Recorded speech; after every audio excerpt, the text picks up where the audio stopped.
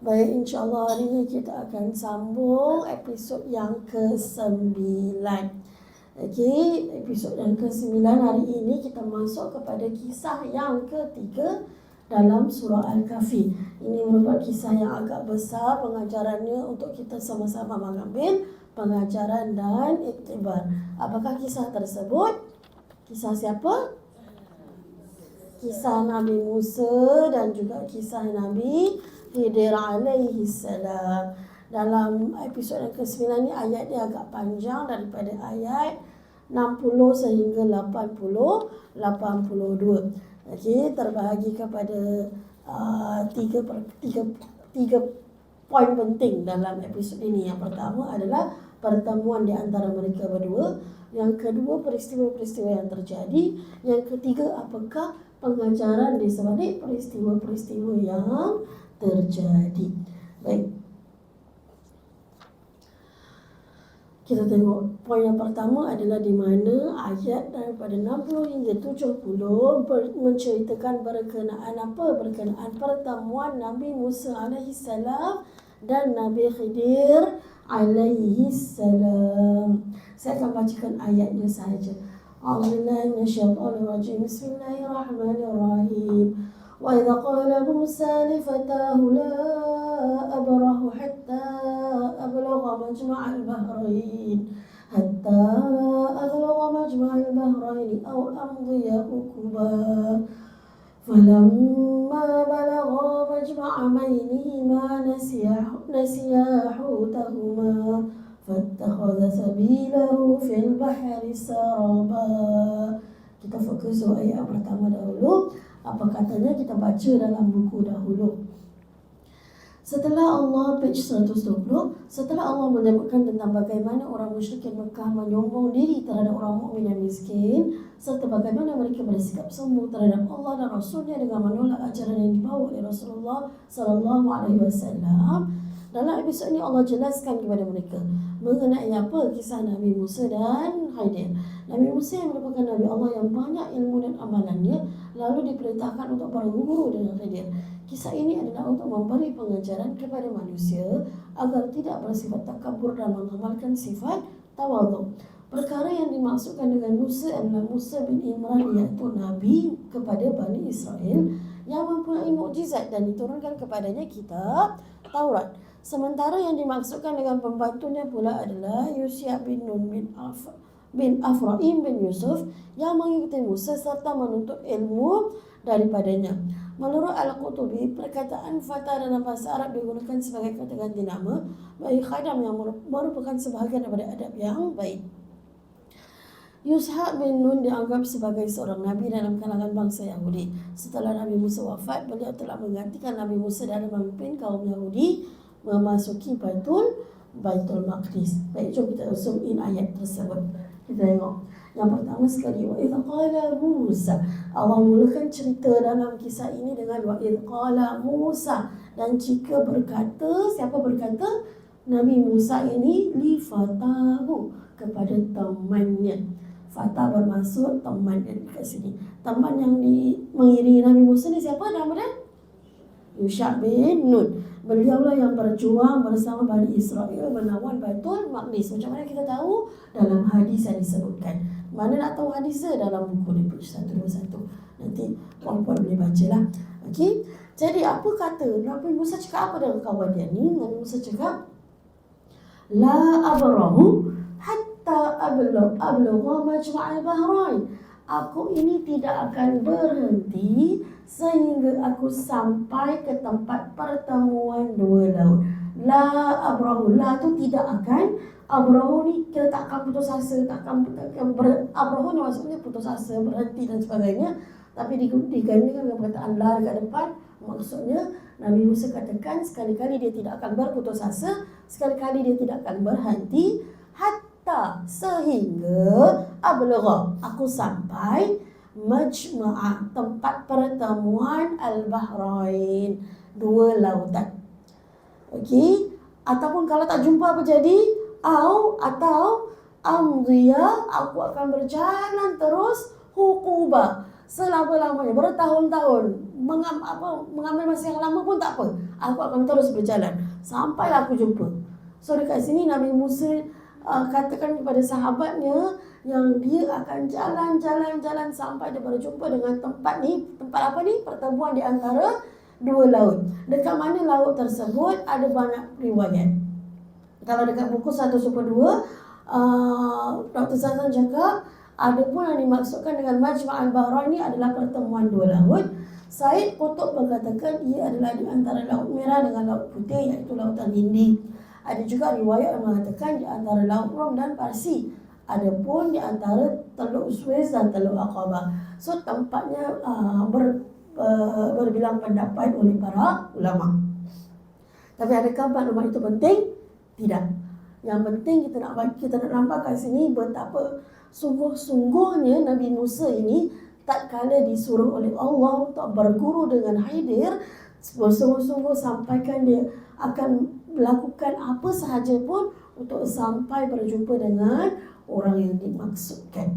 Okey, walaupun Nabi, kalau kita tengok dekat sini kan, walaupun Nabi Musa AS ni adalah seorang Nabi yang begitu banyak mukjizat yang diberikan oleh Allah. Malah Nabi Musa adalah yang terpilih di antara Nabi-Nabi, para Anbiya Allah, yang mana Allah berkata-kata dengannya di muka bumi ini.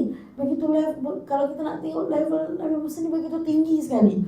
Tetapi kerana sifat tawadhu'nya, sifat rendah dirinya, apabila Allah menyuruh Nabi Musa ini untuk berguru dengan seorang yang dia tak kenal pun, tetapi tengok apa usaha yang Nabi Musa lakukan. Nabi Musa ni usaha bersungguh-sungguh untuk mencari guru tersebut, untuk menimba ilmu. Ini adalah adab kita sebagai seorang pelajar, yang mana bila kita nak menuntut ilmu, lebih baik kita datang kepada guru tersebut daripada guru datang kepada kita. Sekarang banyak kan guru datang ke rumah. Salah ke? Tak salah. Tapi sebaik-baiknya macam inilah. Alhamdulillah, Masya Allah, Tabarakallah. Semua datang ke masjid untuk sama-sama kita berkongsi ilmu. Ilmunya itu lagi diberkati, lagi disukai oleh Allah Subhanahu Wa Taala. Kerana memang begitulah adab bila menuntut ilmu. Kita pergi kepada ilmu tersebut, kita pergi kepada guru tersebut, daripada kita harapkan guru yang datang kepada kita. Okay, kalau kita lihat dekat sini, Nabi Musa begitu bersungguh-sungguh, apa jadi pun tak peduli, dia akan teruskan perjalanan. Okay, jadi kita apa sambungannya? Falamma balagha majma'a bainihima, falamma, maka apabila, balagha, mereka berdua ini sampai, majma'a bainihima, pertemuan di antara duanya itu, apa jadi? Nasiyahu tahuma, mereka terlupa mengenai hutahuma, ikan mereka tersebut. Sekiranya apabila mereka pergi, ini nanti dekat dalam buku page belakang rasanya ada satu hadis yang begitu panjang, yang mana Nabi menceritakan kenapa Nabi Musa melakukan perjalanan ini. Secara ringkasnya, perjalanan ini disuruh oleh Allah Subhanahu Wa Taala. Dan apa, kita buka sedikit page 130 sampai 131, sampai panjang hadis kan, sampai 132. Okey, kita baca sikit lah, kita baca sikit. Kenapa di sebalik, apa jadi sebenarnya ni, apa tiba-tiba kena berjalan cari Khidir, tiba-tiba ada ikan ni kan. So kita tengok apakah dalam hadis ni, apa yang Nabi ceritakan. Musa berdiri untuk menyampaikan khutbah kepada Bani Israel. Lalu dia ditanya, siapakah manusia yang paling alim? Musa menjawab, aku. Maka Allah terus menegurnya, kerana dia belum diberitahu mengenai ilmu tersebut, tentang siapa yang paling alim. Soalnya bila Bani Israel tanya, ya Musa, siapa yang paling alim? Musa menjawab, akulah. Sebab memang betul lah, kalau ketika itu memang Nabi Musa lah yang paling alim. Tetapi ditegur oleh Allah Subhanahu Wa Taala. Kerana apa? Kerana Allah belum bilang pun dekat dia. Allah, aku tak katakan kepada kau siapa yang lebih alim. Kenapa kau beritahu kepada Bani Israel kau paling alim kan? Lalu apa jadi? Lalu Allah memberikan wahyu kepadanya. Aku memiliki seorang hamba yang berada di pertemuan di antara dua laut. Dia lebih berilmu daripada kamu. Allah cakap, apa pandai kau jawab kan? Ni aku nak bagi tahu ada hamba aku lagi ni lagi pandai lagi alim daripada engkau. Lalu Musa pun berkata, wahai Tuhanku, bagaimana aku dapat menemuinya? Allah berfirman, bawalah ikan yang telah mati ni, lalu diletakkan di dalam sebuah bakul. Di mana ikan itu hilang, maka hamba-Ku berada di sana. Okey, jom kita sambung. Okey, so maknanya faham kan? So maknanya ini perintah daripada Allah sudah bawa ikan yang dah mati ni. Okey, jadi apabila mereka sampai di satu tempat, mereka langsung lupa tentang ikan tersebut. Okey, lalu mereka sampai sebab mereka tak sadarlah. Tiba-tiba ikan tu mereka lupa mengenai ikan tersebut. Apa jadi dengan ikan tu? Ikan tu fattakhadha, mengambil sabilahu, jalannya fil bahari, di dalam lautan, saraba, dengan jelas. So maknanya apa? Ikan tadi tu suruh mati ke hidup? Tadi Allah cakap suruh bawa ikan mati ke hidup? Mati dah. Ikan tu mati, Allah suruh letakkan dalam bakul. Tapi apabila sampai tempat pertemuan, Allah cakap kan, di mana ikan itu hilang, di situlah tempat hambanya berada. Jadi waktu ketika ini mereka sedang berehat, kan jalan jauh kan, mereka sedang berehat. Lalu tiba-tiba ikan itu hidup, keluar. Kalau ikan tak hidup, kan ikan itu dah hilang kan. Lalu ikan itu hidup, lalu dia lompat keluar dari bakul, dia masuk, dia fattakhadha sabilahu, dia macam menggelusurkan dirinya, terus masuk dalam lautan, lorong-lorong tu. Dan apabila di mana sahaja dia bergerak, dia macam seumpama meninggalkan kesan yang jelas. Meninggalkan kesan yang jelas. Kita tahu kalau tanah, kalau belum kering kan, kalau kita jalan kan ada kesan. Boleh nampak dengan jelas tak? Boleh nampak dengan jelas. So begitulah keadaannya. Tetapi kira waktu kejadian ini berlaku, diriwayatkan Yusya ni, sahabat Nabi Musa ni, dia nampak. Tapi dia lupa nak bagi tahu Nabi Musa. Sebab apa? Kalau kita yang nampak ikan dah mati hidup balik, kita mesti macam terus macam kalut kat situ kan. Tetapi nak cerita kat sini betapa Yusya ni, dia dah selalu sangat nampak mukjizat Nabi Musa. Jadi ini antara mukjizat yang ikan hidup balik, tak ada apa-apa sangat lah. Jadi dia tidak begitu takjub lah dengan perkara tersebut, kerana mukjizat Nabi Musa lagi hebat daripada ikan hidup balik ni, betul tak? Lagi banyak. Jadi waktu tu ketika itu macam Nabi Musa tengah berehat, jadi dia tak nak kacau. So cakap, tak apalah, nanti aku bagi tahu. Tapi dia tak berikan oleh Allah, dia lupa berkenaan dengan perkara tersebut. Okey, lalu kira ikan tu dah hilang, tapi mereka tak sadar ni. Sebab apa? Sebab mereka lupa kan. Lalu apa jadi? Lalu kita tengok ayat seterusnya. Falamma jawaza qala li fatahu atina ghada'ana laqad laqina min safarina hadha nasaba.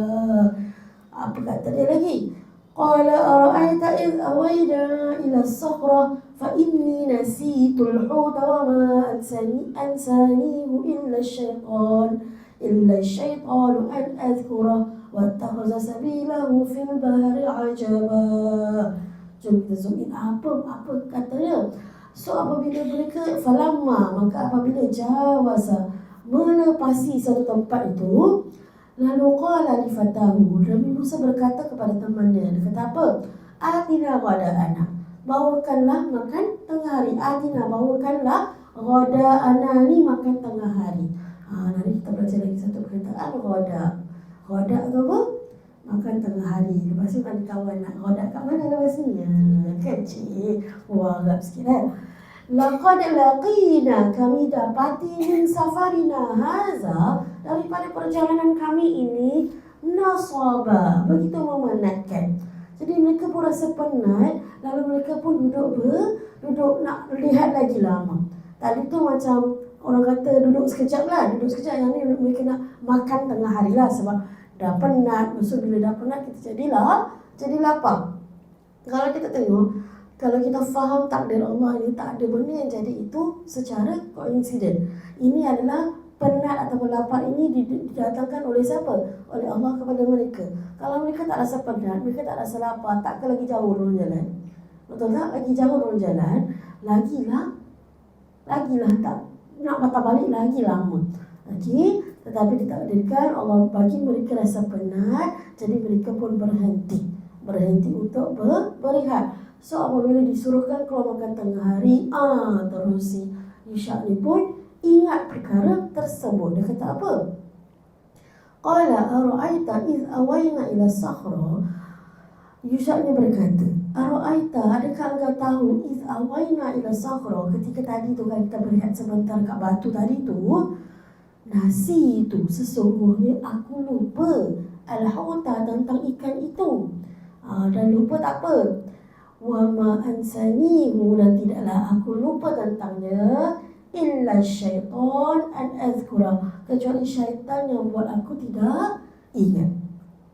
Okey. Jadi dia pun katakan kepada Nabi Musa, ya Nabi Musa, aku lupa tentang ikan itu. Tadi aku nampak, dia ceritakanlah kepada Nabi Musa kan. Dia ceritakan ikan, apa jadi dengan ikan tu? Wattakhadha sabilahu fil bahri ajaba. Dan ikan itu sesungguhnya telah mengambil jalannya. Wattakhadha, dia ulang lagi, wattakhadha sabilahu, mengambil jalannya di dalam laut. Ajaba, dengan cara yang ta'ajub, dengan cara yang ajaib. Apa ajaibnya? Ialah ikan tu dah mati hidup balik dengan cara ajaib. Lalu bukan itu sahaja, dibentukkan jalan, tinggalkan kesan, supaya kejap lagi bila Nabi Musa patah balik, dia dapat cari kesan yang ditinggalkan, maka dapat berjumpa dengan orang yang dicari. Okey, jadi kalau kita lihat dekat sini, pengajaran yang kita boleh ambil adalah lupa itu sebenarnya permainan syaitan. Okey, bukanlah selama-lamanya yang kita sebenarnya boleh bagi alasan, ya saya tak bawa lupa, ni semua setan ni masalah. Tak boleh, saya boleh nak salahkan syaitan lah. Tapi memang ada ketikanya di mana apabila lupa itu sebenarnya, kalau kita betul-betul lupa, kita dah usaha untuk contoh kita dah lakukan yang terbaik. Contoh kita hari ni keluar rumah nak bawa buku kita dah prepare, dah letak dalam beg. Lepas tu dah letak dalam beg tu kita letak dalam pintu. Dah usaha lah supaya tak lupa. Untuk keluar terus juga tak bawa juga buku. Bolehlah kita katakan itu adalah permainan syaitan. Tapi kalau kita habis bawa buku dah, besok memang taklah bawa buku kan. Terlupa. Nak salahkan syaitan ke? Macam mana? Kita tak ada usaha.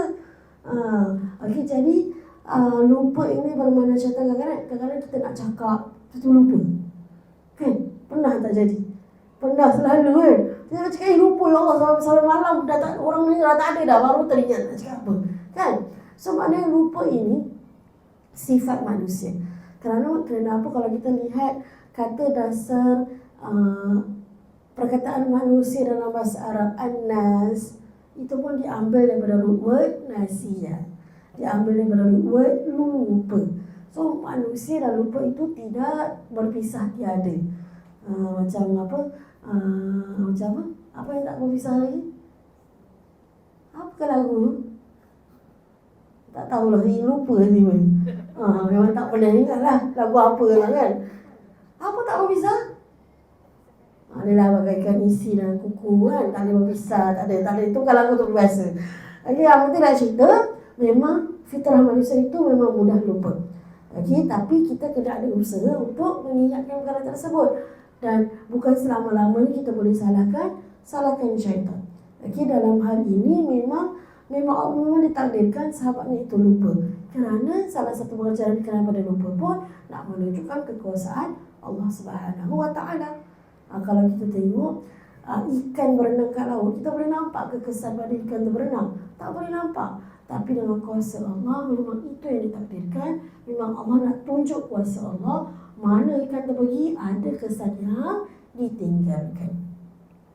Lalu apa yang perlu kita buat? Sebab lupa itu permainan syaitan, maka segeralah beristighfar supaya kita dapat mengingati kembali apa yang kita telah lupa itu. Istighfar, selawat, supaya kita, apa orang kata, ingat kembali apa yang kita telah lupa. Okey? Baik. Kita tengok apa Allah sambung seterusnya. Qala dzalika ma kunna nabgh fartadda ala atharihima qasasa fawajada 'abdan min 'ibadina atainahu rahmatan min 'indina wa 'allamnahu min ladunna ilma. You tengok. Qala kadzalika, maka berkata Nabi Musa itu, zalika ma kunna naw. Nabi Musa marah ke? Tak, Nabi Musa tak marah langsung terhadap sahabatnya yang lupa itu. Dia kata, itulah yang kita nak. Maknanya kalau ikan tu hilang, ikan tu dah tak ada, maknanya dah sampai ke tempat destinasi yang kita nak tuju. Jadi dia tak marah pun sahabat. Dia kata, itulah yang kita nak. Jadi apa mereka lakukan? Mereka fartadda, mereka jejak semula ala atharihima, kesan-kesan perjalanan mereka tadi qasasa, dengan teliti, supaya mereka dapat jumpalah dengan orang yang disuruh, yang disebut oleh Allah Subhanahu wa taala. Jadi dekat sini kalau pengajaran yang kita boleh ambil, kalau sahabat kita lupa, ahli keluarga kita lupa, jangan marah. Jangan marah, sebab lupa tu bukan kita minta. Lupa tu permainan syaitan. Kan? Lupa itu kadang-kadang memang ditakdirkan oleh Allah supaya ada hikmah-hikmah yang sebaliknya. Okey? Jadi mereka pun kembali jejak, cari balik kesan ditinggalkan. Fawajada, mereka dapati abadan, ada seorang hamba Allah, min ibadina, ada seseorang daripada kalangan hamba-hamba Allah ini. Maknanya orang dah nampak dah susuk tubuh Nabi Khidir alaihi salam. Okey, apa dikatakan? Atainahu rahmah min indina. Nabi Khidir ini, orang ini, hamba ini telah dikurniakan oleh Allah kepadanya begitu banyak rahmat. Okey, rahmah min indina, rahmat daripada sisi kami. Kami ni balik kepada Allah Subhanahu wa taala. Wa 'allamnahu min ladunna ilman, dan telah diajarkan kepadanya oleh Allah segala ilmu dari sisi kami. So maknanya ada dua kelebihan Nabi Khidir dekat sini. Yang pertama, diberikan rahmat oleh Allah yang begitu besar sekali. Rahmat yang begitu besar, maknanya Khidir ini diberkati oleh Allah Subhanahu wa taala, dirahmati oleh Allah Subhanahu wa taala. Yang kedua pula, diberikan ilmu dari sisi Allah. Maknanya ilmu yang hanya Allah sahaja yang kira special untuk Nabi Khidir alaihi salam, yang tak ada pada orang lain. Apa ilmu yang diberikan? Nanti kita tahu. Okey. Dekat sini saya nak share sedikit daripada dalam Zat Al-Masri. Disebutkan nama Khidir ini bermaksud apa? Bermaksud hijau. Jadi ada dua. Apabila beliau duduk di tanah yang kering, tanah tersebut menghijau. Yang kedua, apabila beliau duduk, apa yang ada di sekelilingnya menghijau. So maknanya dekat sini, Nabi Khidir ini adalah seorang hamba yang kita dengar tentang kisah Nabi Khidir ini dalam cerita Nabi Musa ni je, betul tak? Ada riwayat katakan dia bukan Nabi, ada riwayat katakan dia adalah seorang Nabi. Tapi kalau kita lihat, apabila dia ini diberikan ilmu ataupun diberikan tugas oleh Allah Subhanahu wa taala, maka kita ambil pendekatan bahawasanya dia seorang Nabi. Kalau dia bukan seorang Nabi, bahawa Allah perintahkan dia untuk lakukan perkara-perkara tersebut. Okey, jadi begitu tinggi rahmat yang Allah berikan kepada Nabi Khidir alaihi salam. Okey, jadi kalau kita tengok dekat sini, Nabi Musa pergi berjumpa dengan Nabi Khidir, dan Nabi Musa ini mengakui ilmu yang telah diberikan oleh Allah. Lalu kita tengok apakah sambungannya. Qala lahu Musa, hal attabi'uka ala an tu'allimani mimma 'allamta rushda? Qala innaka lan tastati'a ma'iya sabara. Kita masuk kepada apa dia? Wa kaifa tasbiru ala ma lam tuhit bihi khubra. Qala satajiduni insyaallah sabiran wa la a'si laka amran. Ini adalah dialog di antara mereka berdua. Qala fa'in taba'tani fala tas'alni 'an syai' hatta uhditha laka minhu dhikra. Ini adalah dialog di antara Nabi Musa dengan Nabi Khidir. Jom kita tengok apa mereka katakan. Dalam ayat 66, Nabi Musa kata apa? bolehkah aku mengikutmu dengan syarat engkau mengajarku dari apa yang telah diajarkan oleh Allah kepadamu, ilmu yang menjadi petunjuk bagiku. Jadi dia jumpa dengan Nabi Khidir dan minta izin. Dia kata, aku nak ikut kau, boleh tak? Aku nak ikut kau, tapi dengan syarat kau kena ajar aku lah apa yang Allah ajarkan pada kau. Sebab apa yang Allah ajarkan pada kau ni Allah tak ajar pada aku. Jadi aku nak ilmu tersebut, aku nak ilmu yang baru tersebut. Lalu Nabi Khidir cakap apa? Sesungguhnya engkau Musa tidak sekali akan dapat bersabar bersamaku. Dan bagaimana engkau akan sabar terhadap perkara yang engkau tidak mengetahuinya secara meliputi, maksudnya secara menyeluruh. Jadi Nabi Musa ni nak ikut Nabi Khidir dalam perjalanannya. Tapi dia katakan dia nak suruh Nabi Khidir ajar kepadanya ilmu yang Allah berikan. Lalu Nabi Khidir dia cakap, kau takkan sabar. Sebab apa? Macam mana kau nak sabar kalau aku buat sesuatu tapi kau tak tahu? Betul tak? Macam mana kau nak sabar? Sebab kau tak ada that orang kata capacity untuk faham benda tu. Lalu Nabi Musa cakap apa? Engkau akan dapati aku insya-Allah dari kalangan orang yang sabar, dan aku takkan bantah sebarang perintahmu, katanya. Cantiknya dekat sini Nabi Musa menggunakan perkataan apa? Insya-Allah. Nabi ni nak cakap dia sabar ni, dia gunakan perkataan insya-Allah. Kita boleh sabar tak? Boleh. Sabar boleh sabar boleh. Insya-Allah pun kalau kelaun. Tapi tengok cantiknya Nabi Allah ini, nak cakap dia ni seorang yang sabar pun dan menggunakan perkataan insya-Allah. Dekat sini pengajaran kita boleh ambil adalah kalau kita nak bagi tahu orang tentang karakter kita pun kita kena menggunakan perkataan insya-Allah. Kerana karakter pada seseorang itu boleh berubah tak? Boleh. Hari ini jadi seorang yang sabar, esok tak jadi sabar dah. Kerana situasi, kerana ujian dan sebagainya kan.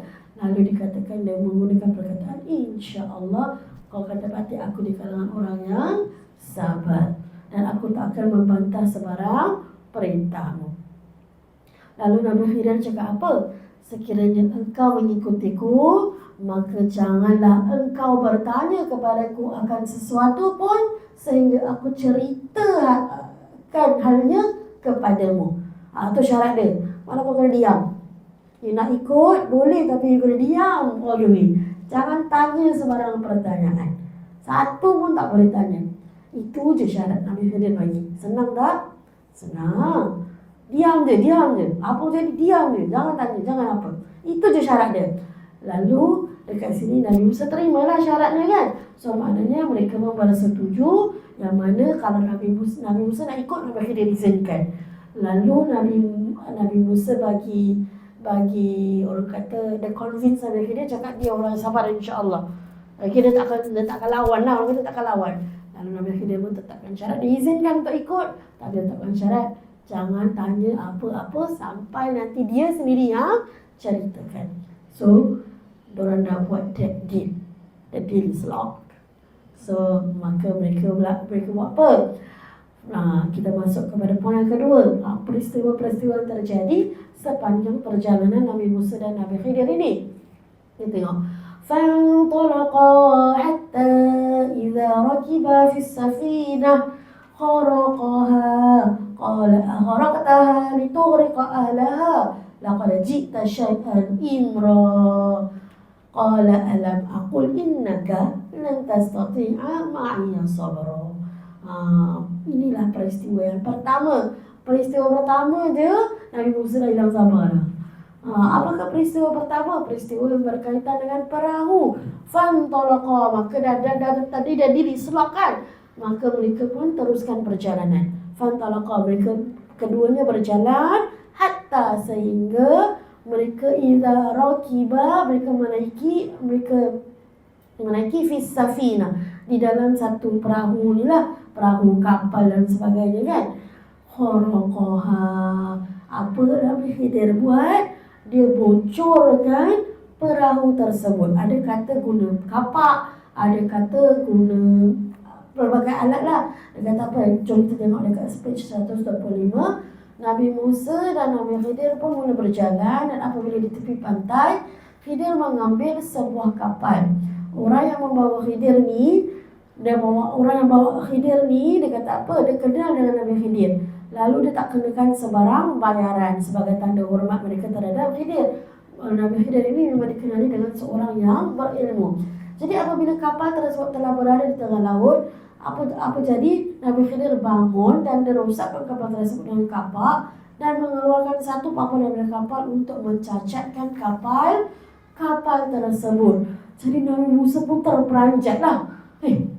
Apa Nabi Khidir buat ni? Sebab Nabi Musa rasakan itu adalah satu perbuatan khianat. Nabi Musa dengan segera menentang perbuatan Khidir dan menyalahkannya.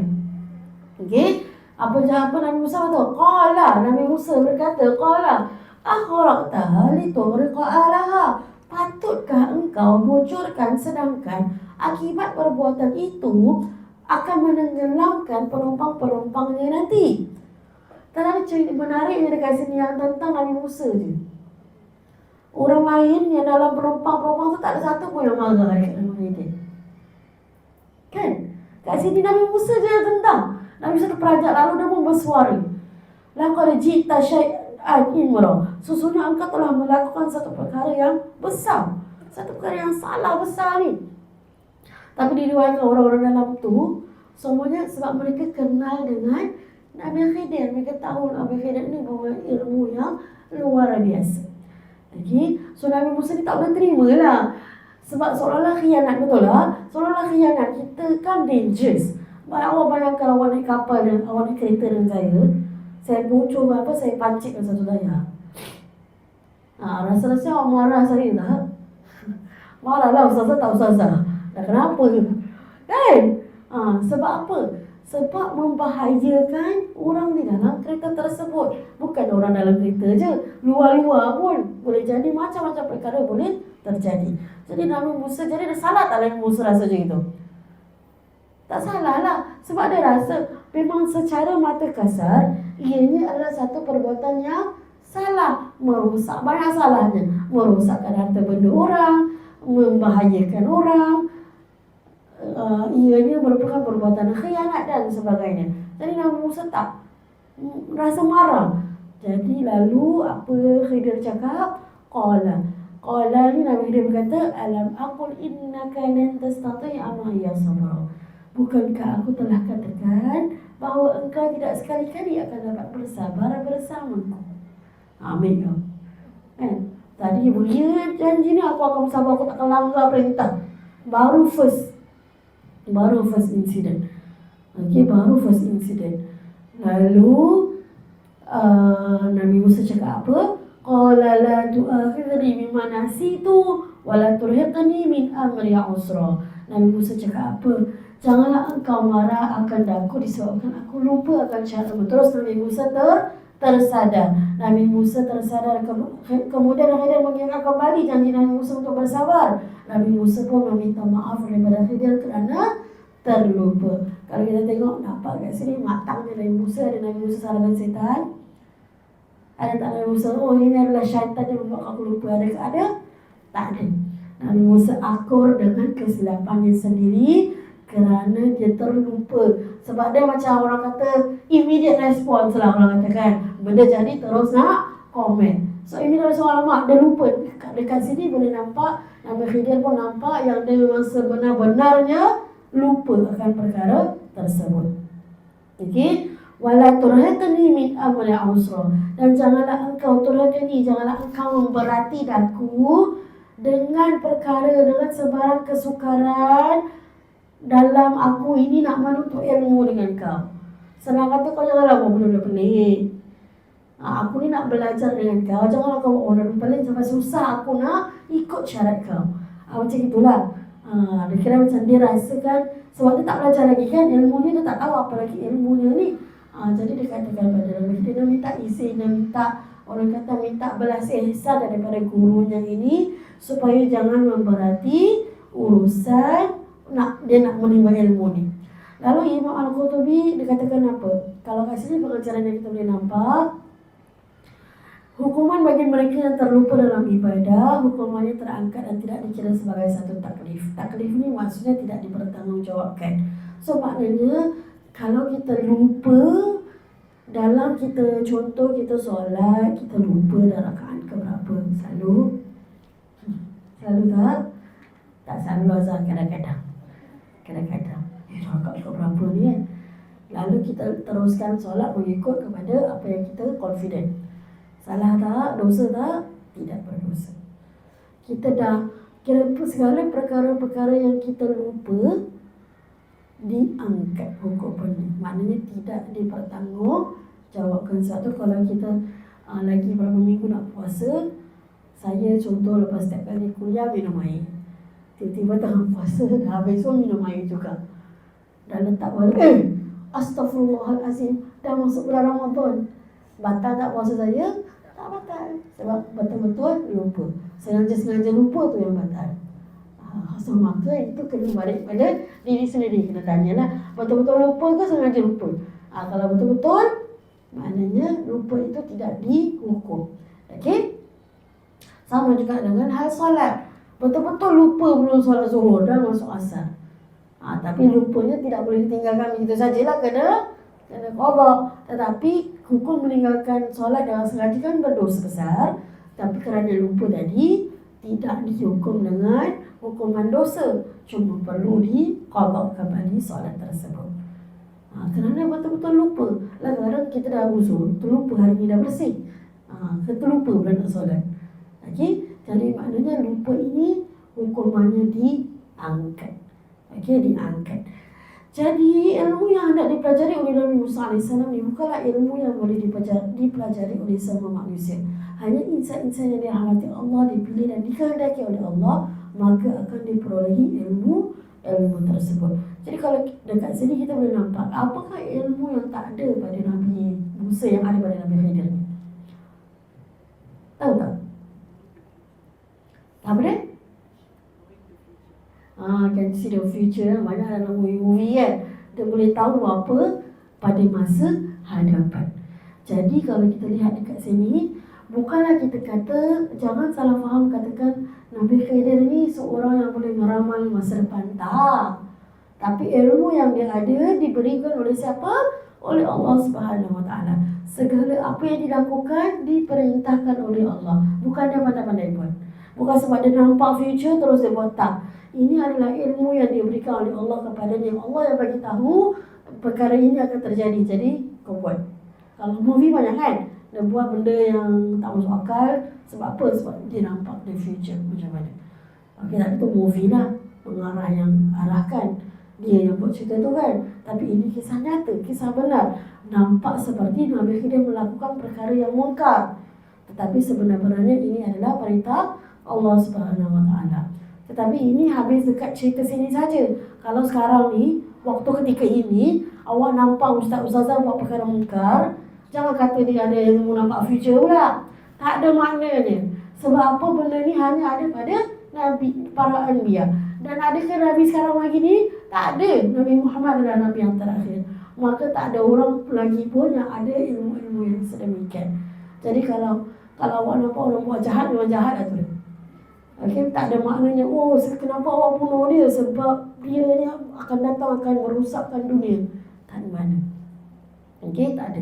Ilmu ini tidak diberikan oleh Allah kepada semua orang. Kalau kita lihat hatta kepada Nabi Musa sendiri, ilmu ini tidak diberikan. Ilmu ini tidak diberikan. Okey, tapi siapa yang ada ilmu ni? Allah berikan kepada siapa? Allah berikan kepada Nabi kita, Nabi Muhammad SAW. Macam mana dalam Al-Quran? Berapa banyak dalam Al-Quran yang ceritakan tentang masa hadapan, antara nak percaya atau tidaklah ketika itu. Betul tak? Dalam Al-Quran kita tak tahu, kita berapa banyak yang mana kita tahu masa hadapan, betul tak? Kita tahu Dajjal akan turun, betul tak? Tapi Dajjal dah turun belum? Belum. Macam mana awak tahu? Sebab ilmu yang Allah berikan kepada Nabi Muhammad, ilmu itu ditulis, dikekalkan di dalam Al-Quran. Itu yang letak dalam Al-Quran. Yang tak letak dalam Al-Quran, banyak perkara yang Allah share dengan kekasihnya, dengan Nabi Muhammad SAW, berkenaan dengan masa hadapan. Okey.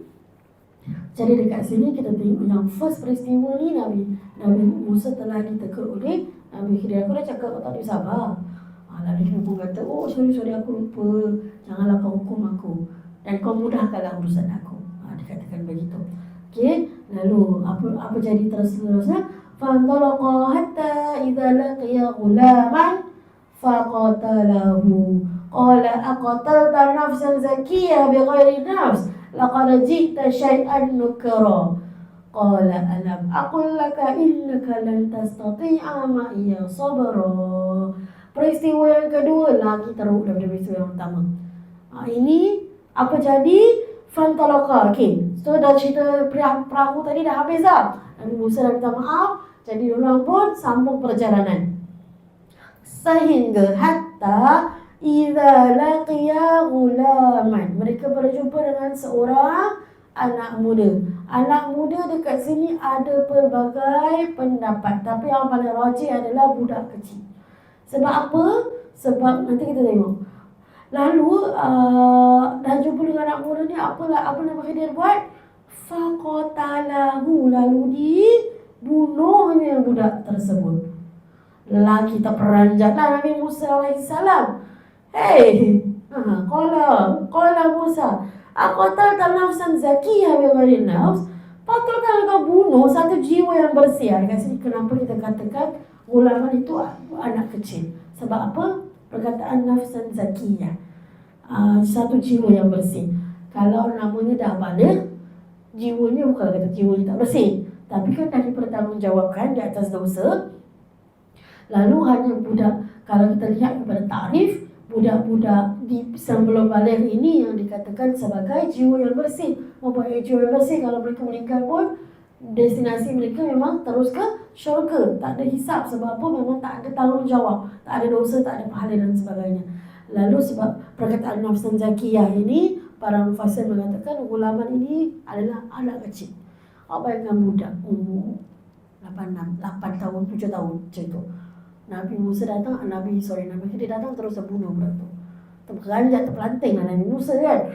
Ada kepatut kau bunuh budak ni. Satu jiwa yang bersih, lalu tidak berdosa membunuh orang. Dan budak ni pun bukannya budak yang nakal, bukanlah budak yang dikatakan kira macam budak ni sedang bermain bersama kawan-kawan, kira macam tak ada unsur-unsur jahat langsung. Bukan kata jahat lah, tak ada unsur-unsur kenakalan langsung. Tak usah kena bunuh, tak kejam. Itu yang Nabi Musa rasa pada ketika itu. Laqad ji'ta syai'an nukra, sesungguhnya engkau telah melakukan satu perbuatan yang sangat mungkar. Dekat sini kita nampak Nabi Musa merasakan itu adalah perbuatan yang mungkar. Dekat sini kita nampak ini dah Nabi Musa bukan lupa, tapi Nabi Musa dah kira macam dia rasakan macam ini tak boleh jadi. Tadi tu okeylah aku salah, tapi ini lagi teruk daripada tadi. Tadi bocorkan perahu je, ini sampai bunuh, bukan bunuh orang besar tau, tapi bunuh budak kecil. Apa ni? Nak belajar pun jangan sampai macam ini, sampai bunuh orang semua kan. Lalu Nabi Khidir berkata apa? Qala alam aqul laka innaka lan tastati'a ma'iya sabra. Bukan katalah aku katakan pada engkau ni takkan bersabar bersamaku. Takkan bersabar. Lalu sebab Nabi Musa ini teringat berkenaan dengan ini adalah perintah daripada Allah SWT. Allah yang suruh dia berjumpa dengan Nabi Khidir untuk menimba ilmu. Maka adalah rahsia Allah yang Nabi Musa tak tahu. Lalu Nabi Musa cakap apa? Qala in sa'altuka an syai'in ba'daha fala tusahibni qad balaghta min ladunni uzra. Dia kata apa? Nabi Musa pun berkata, okey. In sa'altuka, kalaulah aku bertanya an syai'in sekali lagi tentang perkara ni ba'daha, an syai'in ni akan sesuatu ba'daha selepas ini. Kira okey. Kalau lepas ni aku tanya kau lagi, fala tusahibni, maka tak usahlah kau bersahabat denganku. Maksudnya apa? Maksudnya kau tak payahlah, aku dah tak ikut kau lagi lah. Qad balaghta min ladunni uzran, sebab aku rasa macam dah banyak alasan dah aku kasih dah ni. Ini dah kali kedua kan? Kali kedua dah. Tadi okeylah lupa, tapi sekarang ni dia tak lupa. Tapi dia sebab dia tak tahan, dia tanya juga, dia cakap juga. Okey? Maksud falatus sahibun ini maksudnya berpisah arah lah. Maka Nabi Musa tidak lagi dibenarkan untuk mengikuti perjalanan Nabi Khidir kerana ini sudah kali kedua beliau melanggar syarat yang ditetapkan. Okey, jadi kalau kita lihat kat sini, walaupun kita tengok Nabi Khidir telah bunuh budak tersebut, tetapi Nabi Musa tetap akur kepadanya kerana ini merupakan perintah Allah, dan Nabi Musa mengaku kesalahannya di mana beliau masih bertanya dan membantah perilaku apa sahaja yang dilakukan oleh Nabi Khidir. Jadi pada soalan kat sini banyak yang salah faham, katanya, oh kalau itu maknanya belajar tak boleh tanya langsung. Tidak, salah ke bertanya tak salah. Tetapi apa yang salah jika ini syarat yang telah ditetapkan oleh guru tersebut di atas sebab tertentu, maka wajib untuk kita patuhi. Contoh, guru tersebut cakap, okey, hari ini kita kuliah. Awak nak tanya saya, tanya lepas kuliah. Jangan tanya during kuliah. Sebab nanti kalau awak tanya, cerita dah masuk cerita lain, subjek kita tak habis-habis. Ataupun mungkin kalau awak tanya, saya pun terlupa apa yang saya sampaikan hari itu. Okey, so maknanya yang tak bolehnya adalah yang guru bila kita belajar, kita memang disuruh bertanya. Tetapi bukan bertanya soalan-soalan yang tak masuk akal. Contoh, Ustazah, kenapa solat 10 rakaat? Itu soalan-soalan yang cari pasal. Kan soalan-soalan yang apa Ustazah nak jawab? Kan memang Allah perintahkan dua-dua je lah. Tapi kalau dia tanya, Ustazah cakap kita kena solat 5 waktu sehari, apakah dalilnya Ustazah? Ustazah tu mau jawab, awak ni apa nak dalil? Saya cakap buat je lah. Ustazah tu salah. Jangan belajar Ustazah tersebut. Okay, so maknanya dekat sini yang kita nampak adalah boleh bertanya tetapi soalan yang sepatutnya. Contoh, kita minta Ustazah tu bukti, ataupun kita minta Ustazah datangkan contoh sebab kita tak faham. Boleh. Dan Ustazah tu pun kena bagi tahulah. Tak boleh suka hati dengar cakap dia tapi tak ada dalil, tak ada apa. Contoh, kenapa kita kena baca kafir setiap hari Jumaat? Oh, sebab dalam hadis Nabi cakap sedemikian. Tak ada jawab. Tak tahu? Sebab masa saya suruh. Saya buat. Kalau masa saya suruh adalah manfaatnya, awak pun kena buat lah. Tak boleh lah. Okey, sebab apa? Dalam Islam ini setiap amalan itu pasti ada hujahnya, pasti ada dalilnya. Walaupun kadang-kadang ia bukan daripada Nabi, salahkah kita lakukan? Tidak salah. Kerana kadang-kadang datang itu daripada para alim ulama. Para alim ulama ni ada contoh, ada amalan-amalan yang untuk mendatangkan rasa cinta terhadap Nabi dan Allah. Tak salah, tak melanggar syarat, silakan. Bukanlah kata semua nak kena daripada hadis, tak. Oh, kenapa lakukan contoh, kenapa baca Fatihah 40 kali? Oh, sebab benda ini di-share oleh ulama sedemikian, dilakukan seperti ini. So, kalau kita rasa benda itu logik, masuk akal untuk kita lakukan dan tidak melanggar syarat, silakan. Okey, tetapi yang tak bolehnya adalah kita ikut membuta tuli. Sebab tu belajar dengan asatizah jangan obses. Saya nak belajar Ustazah Syikir, dia tak belajar orang lain. Jangan, kenapa? Okey, kerana apa? Kerana bila kita belajar dengan banyak asatizah, minda dan otak kita pun akan terbuka dan akan berfungsi dengan lebih baik dan lebih banyak ilmu yang kita akan dapat. Tapi kalau kita belajar dengan satu ustazah atau satu ustaz je, tak nak belajar dengan ustaz lain, tak nak belajar dengan ustaz lain, susah juga. Sebab apa? Sebab kita macam jadi pengikut ustaz tu kan. Tak salah lah, tak salah. Tapi dia tak membuka minda kita dan rugi. Sebab apa rugi? Sebab kita tak dapat ilmu yang banyak. Jadi saya tak dapat ilmu yang banyak. Contoh saya nak prepare untuk kelas, saya dengar daripada berbagai asatizah. Maknanya bila saya sampaikan ni, saya sampaikan ilmu daripada berbagai asatizah. Lepas tu awak pun, cari lagi asatizah lain untuk belajar surah Kahfi. So lagi banyak ilmu, lagi banyak awak dapat faham apa yang Allah nak sampaikan dalam Al-Quran. Sebab tu rugi sebab dekat Singapura je asatizah banyak sangat. Jadi rugi kalau kita belajar, kalau kita obses sama satu orang je.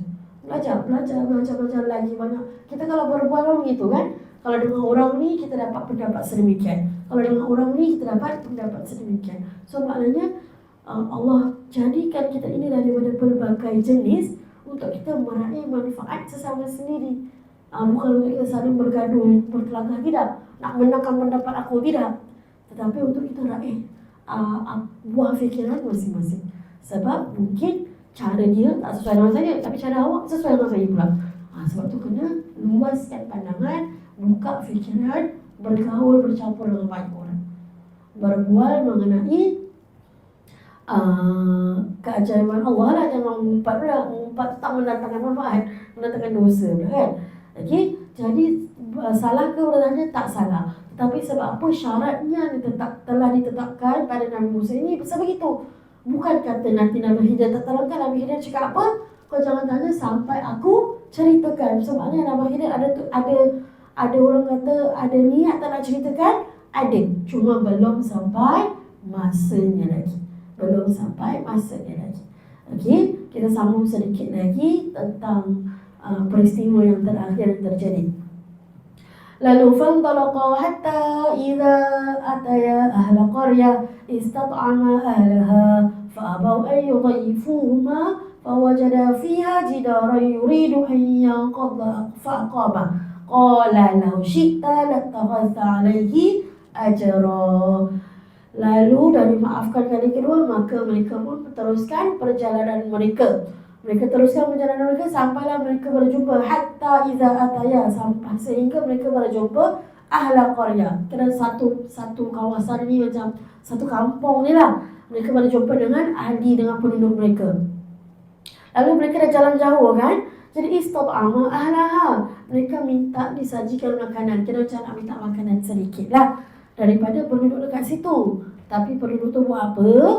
Fa'abau, mereka enggan. Fa'abau ayyudayyifuhuma, mereka enggan untuk melayan. Maksudnya penduduk-penduduk kampung ni enggan, mereka tak nak layan Nabi Khidir dengan Nabi Musa ni sebagai tetamu. Kesalahan kena dicek lah. Kan kena dicek, datang kampung, lapar tengah apa-apa ni, minta makan sikit, minta jamu sikit. Tak nak apa, penduduk kampung tu tak nak layan. Tak nak layan, okey. Lalu fawajada fiha jidara yuridu an yanqadha, didapati dekat situ. So bila mereka dah masuk kampung, mereka minta makan, tak dapat makan. Sekali tak selesai, Nabi Khidir nampak ada satu tembok. Fawajada fiha jidaran, mereka nampak satu tembok, satu dinding ni, yuridu an yanqadha, dah nak roboh dah. Kira macam nak miring lagi sikit boleh jatuh lah, boleh roboh dan sebagainya. Lalu apa Nabi Khidir buat? Fa'aqamahu. Nabi Musa, Nabi Khidir ni betulkan dinding tersebut. Kira didirikan, kira renovate lah dinding tersebut supaya jadi kukuh dan sebagainya. Okey. Yang Nabi Musa yang biru ni kan, saya tukar kali, saya lupa nak tukar dalam. Itu tak ada kalimah guna dalam sekat ni. Itu dah set lepas. Nanti saya betulkan sebelum saya set. Okey. Lalu Nabi Khidir bangunkan. So Nabi Musa ni dah sedar lah kita minta makan, dia nak kasih makan. Lepas tu Nabi Khidir ni pula bantu untuk dirikan tembok yang dah nak roboh ni. Lalu Nabi Musa berkata, qala law syi'ta lattakhadhta 'alayhi ajran. Kalau kau nak kan, kau sebenarnya berhak untuk ambil upah. Kau boleh minta dorang upah. Jadi bila minta dorang upah, dorang boleh kasih kita makan kan? Betul tak? Jadi ini adalah peristiwa yang ketiga. Nabi Musa tetap tak nak diam, Nabi Musa tetap tak nak bersabar. Dia nak juga kata pendapat dia kepada Nabi Khidir alaihi salam. Lalu ini peristiwa yang ketiga dan terakhir. Saya sambung sedikit saja. Qala hadza firaqu baini wa bainik, sa'unabbiuka bi ta'wili ma lam tastati' alaihi sabra. Lalu Nabi Khidir pun jawab, sudahlah, inilah masanya kita berpisah kerana engkau memang tak bersabar, memang tak dapat bersabar untuk berjalan denganku. Lalu nanti poin yang ketiga yang kita akan sambung minggu depan insya-Allah, yang mana Nabi Khidir akan terangkan satu persatu kenapa dia lakukan perkara-perkara tersebut.